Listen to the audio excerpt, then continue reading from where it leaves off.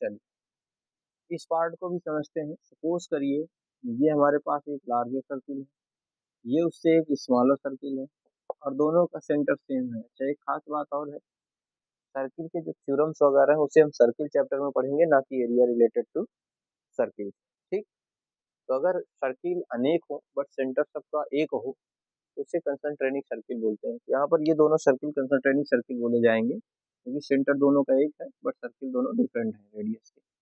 अंदर वाले पार्ट की रेडियस को अगर मैं ए मान लूँ और बाहर वाले पार्ट की रेडियस को कैपिटल आर मान लूँ, अंदर वाले की रेडियस को स्मॉल आर और बाहर वाले की रेडियस को कैपिटल आर, और ये पार्ट रिंग है, बाकी बीच में हॉलो पार्ट है, खोखला है।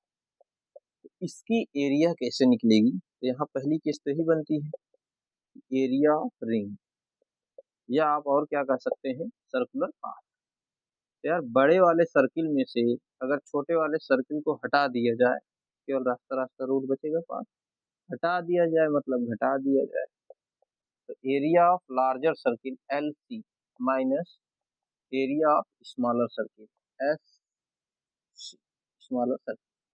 तो लार्जर सर्किल के लिए रेडियस है कैपिटल आर तो पाई आर स्क्वायर, स्मॉलर का है पाई स्मॉल आर स्क्वायर, पाई दोनों में कॉमन तो कैपिटल आर स्क्वायर माइनस का स्मॉल आर स्क्वायर।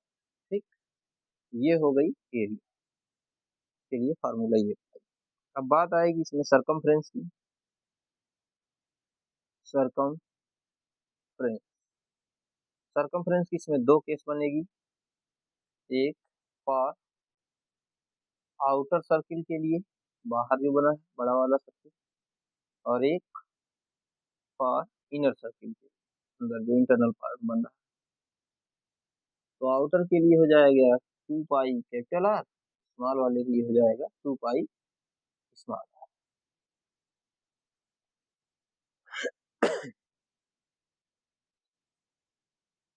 ठीक, यहाँ पर भी एक एग्जांपल कर लेते हैं। ये हमारे पास एक रिंग है जिसके एक्सटर्नल पार्ट की रेडियस जो है 14 सेंटीमीटर, इंटरनल पार्ट की रेडियस 7 सेंटीमीटर है। यहाँ पर लिख भी लेते हैं स्मॉल आर 7, कैपिटल आर कितना 14 सेंटीमीटर। एरिया बतानी है, एरिया ऑफ रिंग, रिंग या कह लीजिए साइडेड पोर्शन भी बोल सकते हैं इसको अगर मैं सेट कर दिया हूँ तो। ठीक, इस पार्ट तो साइडेड पार्ट की जो एरिया होगी वो हो जाएगी कितना, pi bracket under capital R square minus small R square.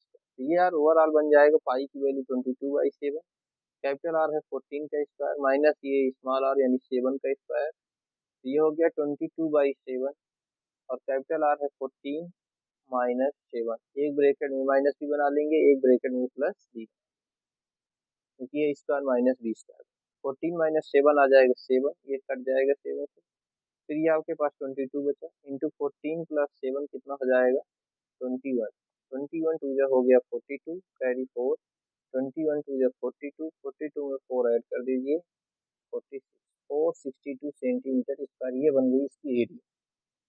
Circumference of outer circle की बात करें, आउटर सर्किल ये 2 पाई कैपिटल आर बन जाएगा, यानी 2 पाई की वैल्यू 22/7, कैपिटल आर की रेडियस है कितनी, कैपिटल आर है कितना सॉरी 40, 7 1 जो 7 2 जो 14, जो लार्जर सर्किल है उसकी रेडियस 40, तो 2 2 जो 4 हो जाएगा 4 22 जो 58 सेंटीमीटर।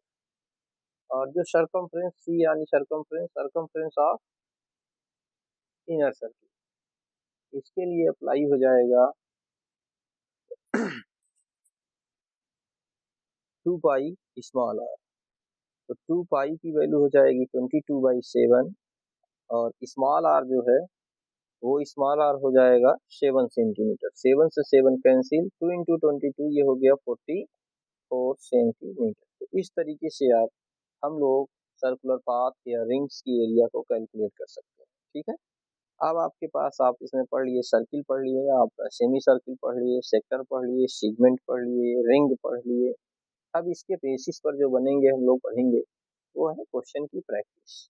तो क्वेश्चन की प्रैक्टिस मैं लाइव कराऊंगा, ठीक है, बहुत जल्द स्टार्ट करूंगा, सारे चैप्टर को कवर कर लूँ बस। चलिए कोऑर्डिनेट भी पढ़ लिया आपने,